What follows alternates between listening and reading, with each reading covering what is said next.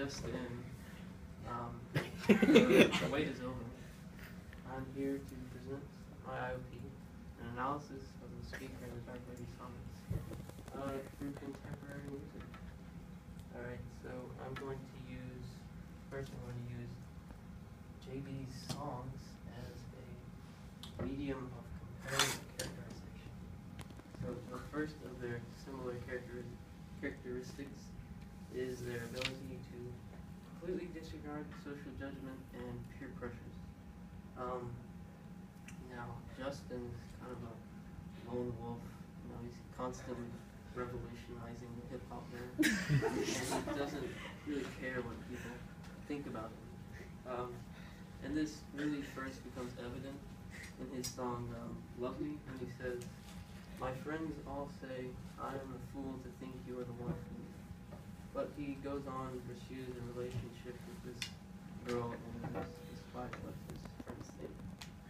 And later in Out of Town Girl, when describing a girl who's very beautiful, and you might say, of course she's beautiful, Biebs likes her, but she's beautiful in a way that doesn't exactly conform to society's beauty. But anyway, he says, I think I like you more because you're different. And the speaker develops an eerily similar characteristic in Sonnet 148 when he says, "That be fair whereon my false eyes dote, but they, society, would say it not so." And this shows how both the speaker and Justin don't really pay attention to the perceptions of their peers, and they pursue love with these women anyway, no matter how socially rejected they might be. Alright, next, both Bieber and the speaker in Dark Lady Sonnets are deceived by their partners and love.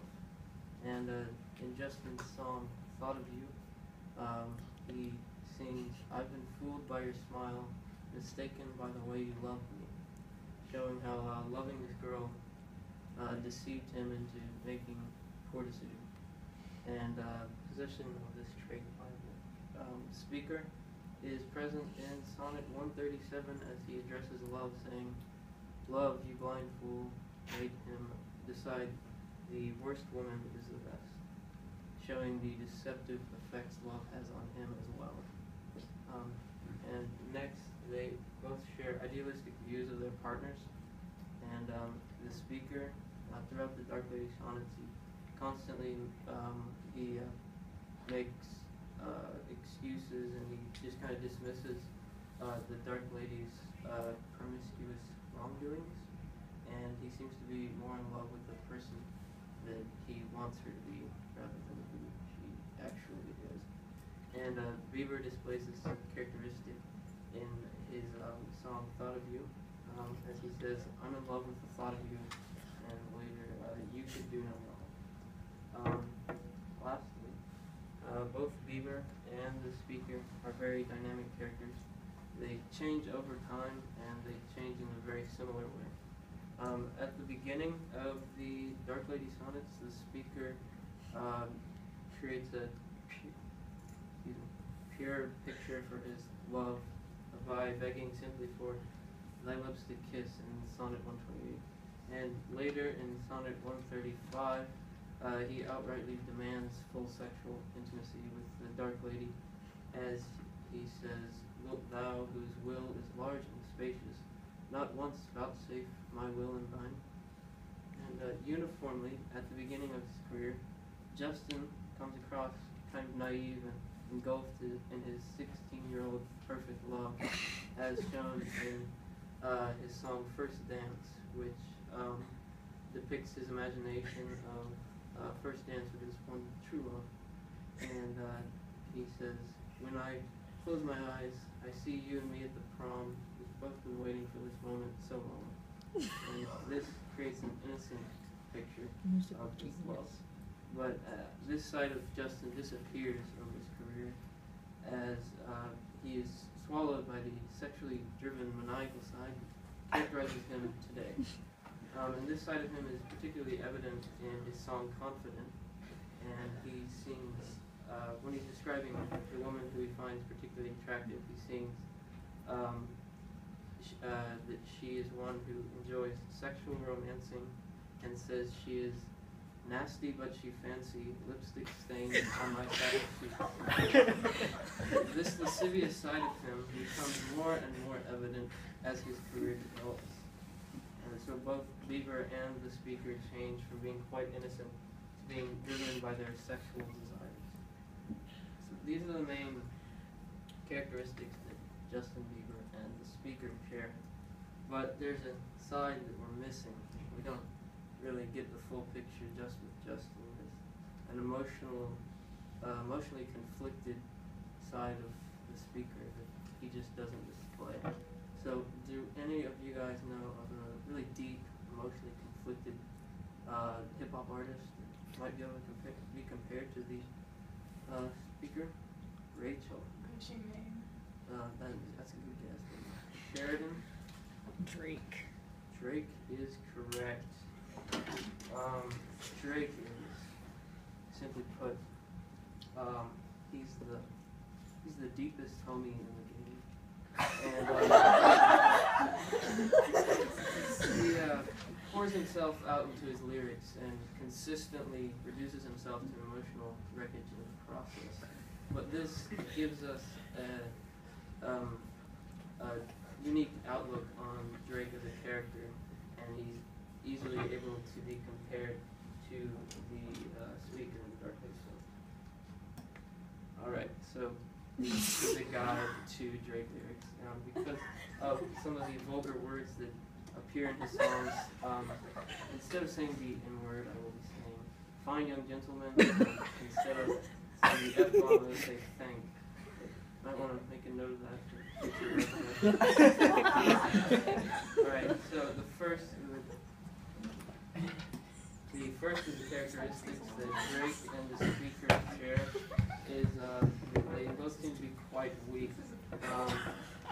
You get the feeling that they can't really survive without their significant other, despite the fact that pursuing a relationship with this woman might not be in their best interest.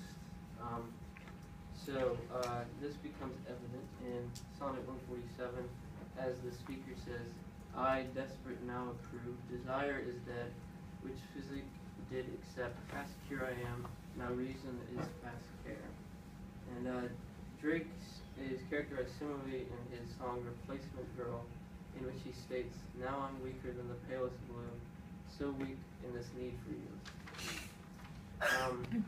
Next, Drake and the speaker are very jealous of their lovers' other sexual partners. And Drake first shows this in his track Marvin's Room, when he says, remember the key, thank that fine young gentleman that you love so bad, and thank that fine young gentleman that you think you love. The speaker asserts nearly the same thing in Sonnet 128. He says, I envy those jacks that nimbly to kiss the tender inward of thy hand.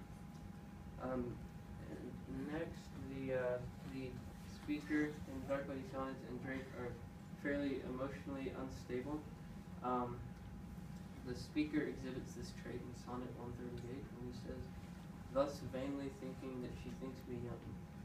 When he's describing how the Dark Lady didn't lie about her feelings towards him, he would break down and become quite depressed.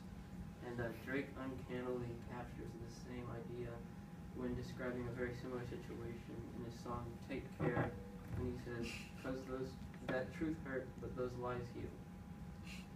And the final characteristic that these two great artists share is the overriding sense of guilt that one receives from reading their lyrics. And again, in his song Marvin's Room, Drake displays this as he says he is ashamed of his sexual predicament. And in Sonnet 129, the speaker describes his sexual situation as an expense of spirit and a waste of shame, basically saying that his feelings for his mistress cause him extreme guilt. And so these are the main characteristics that Drake and the speaker share. And in combination with the characteristics we discussed about Justin, they create a character really similar to the speaker in the Dark Lady Sonnets. And there's one little extra thing for those of you who are visual learners. This is Justin Bieber's starter pack, and you can see it captures the sexually driven side of Justin, and this is Drake's starter pack, and you can very clearly see it captures the emotional side of it. You can see that it captures the emotional side of Drake, and together they capture the overall feeling one gets when examining the character of the speaker in Dark Lady Sonnets. He's cited. And that's my work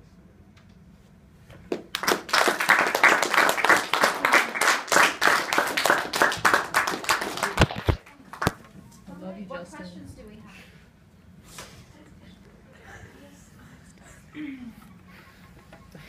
Okay, I always have questions. In looking at this characterization of the speaker in the Dark Lady Sonnets and correlating it to modern contemporary artists, do you think that Shakespeare was drawing on tropes that are universal in relationships, or do you think that there's some other element that fills the commonality? I just think it's part of human nature that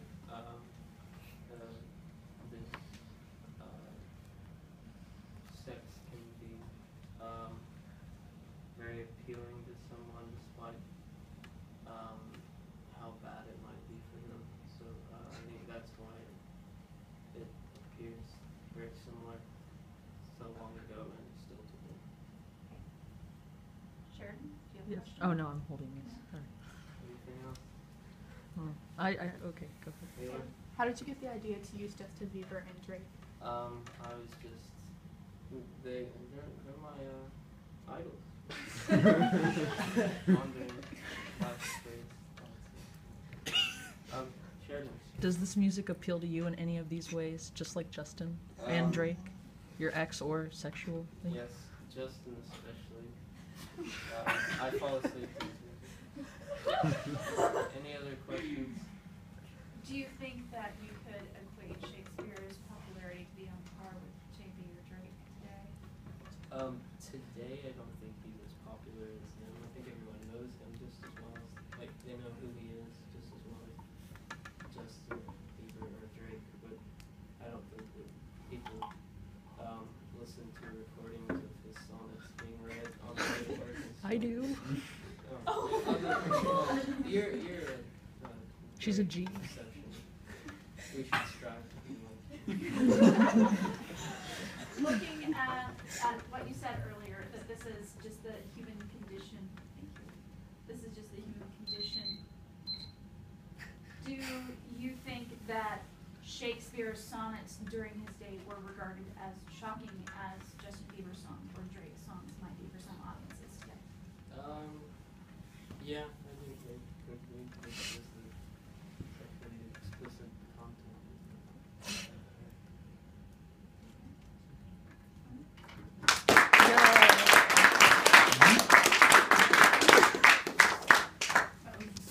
Do you love Justin? I love Justin.